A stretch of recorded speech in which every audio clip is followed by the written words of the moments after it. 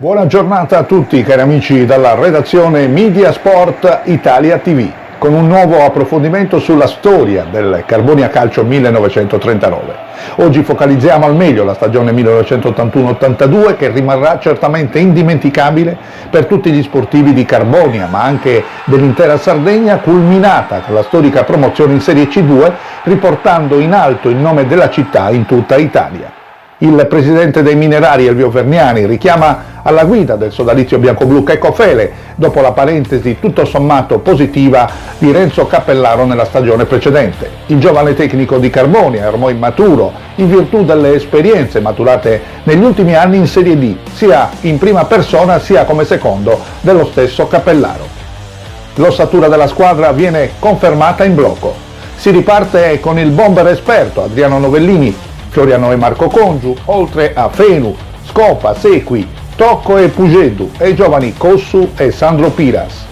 La società del presidente Vergnani è ambiziosa e molto attiva sul mercato.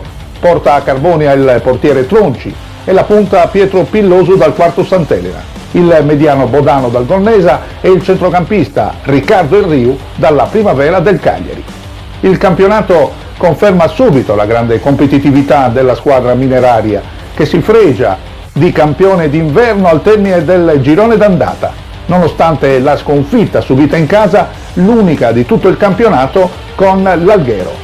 Nel frattempo la società compie un ulteriore sforzo sul mercato invernale, ingaggiando l'esperto Pardini, giocatore di grande esperienza per via dei tanti campionati di Serie C con la maglia della Lucchese e della Cremonese. Anche il girone di ritorno vede il Carbonia protagonista alla grande in lotta fino alla fine del campionato contro le due formazioni più agguerrite, l'Alghero e l'Olbia.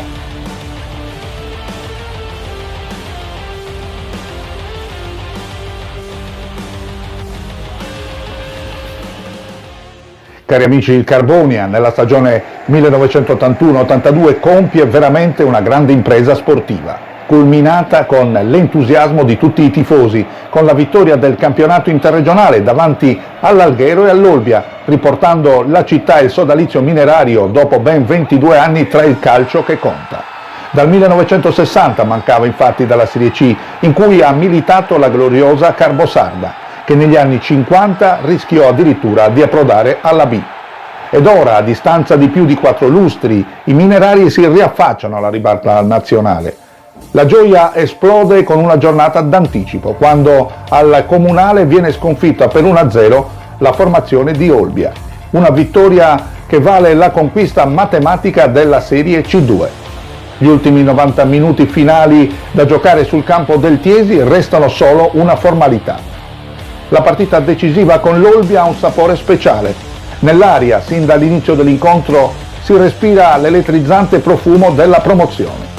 I ragazzi di Mister Fele attaccano per l'intero primo tempo, ma riescono a passare solo a metà della ripresa con un rigore messo a segno dal cannoniere Adriano Novellini, che chiude la stagione con 25 reti personali. A quel punto si incomincia ad assaporare il gusto della Serie C. Gli ultimi minuti di gioco sembrano interminabili, con il pubblico in delirio che si accalca ai bordi del rettangolo di gioco. Al fischio finale i fans biancoblu scatenati portano in trionfo i giocatori che invano cercano di guadagnare gli spogliatoi. Tutti i supporter vogliono un souvenir dei loro beniamini. Adriano Novellini, grande protagonista della promozione, rientra nel sottopassaggio completamente spogliato della divisa. L'allenatore Fele riesce a salvare il suo cardigan dall'ingordigia della tifoseria in festa, è letteralmente scatenata, mentre qui veloce nella fuga dal campo sgattaiola naturalmente Sequi indenne dribblando la folla.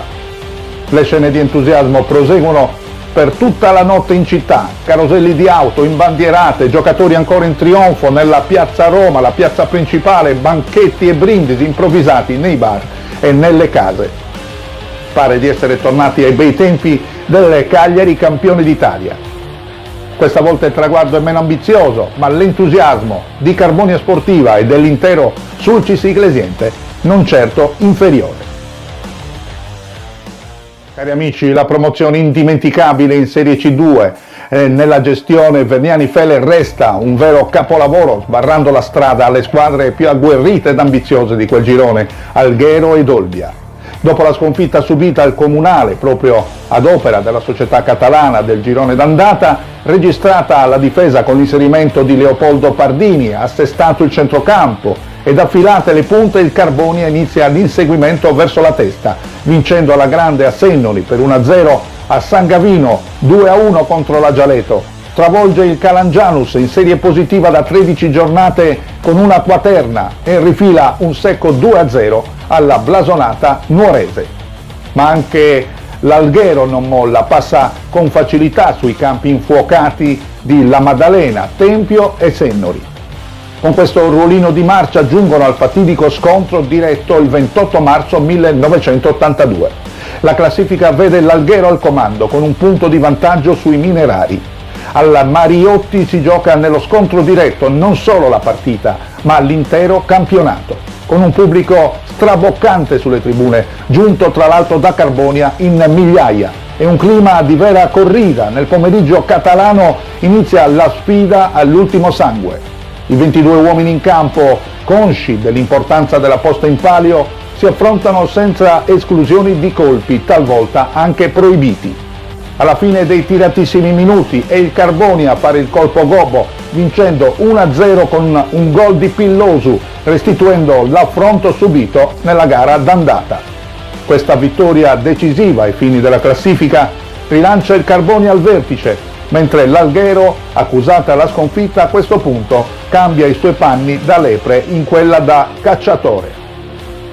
Ma ormai con un Carbonia letteralmente scatenato sulle ali dell'entusiasmo non c'è più tempo per rimediare.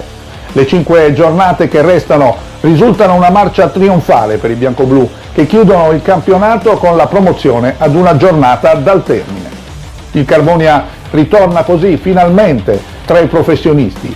Gli artefici di questa cavalcata vincente sono Tronci, Fenu, Sequi, Bodano e Scopa, Pardini e Novellini, Riccardo e Riu, Marco Congiu, Tocco e Pillosu, Floriano Congiu, oltre ad Ugo Arca, i giovani Salis, Virdis, Pugedo e Podda.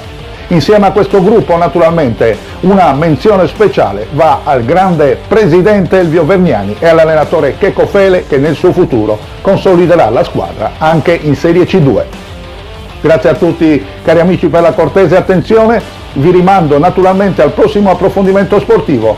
Nel frattempo vi auguro dalla redazione di Media Sport Italia TV a tutti voi la più cordiale buona giornata.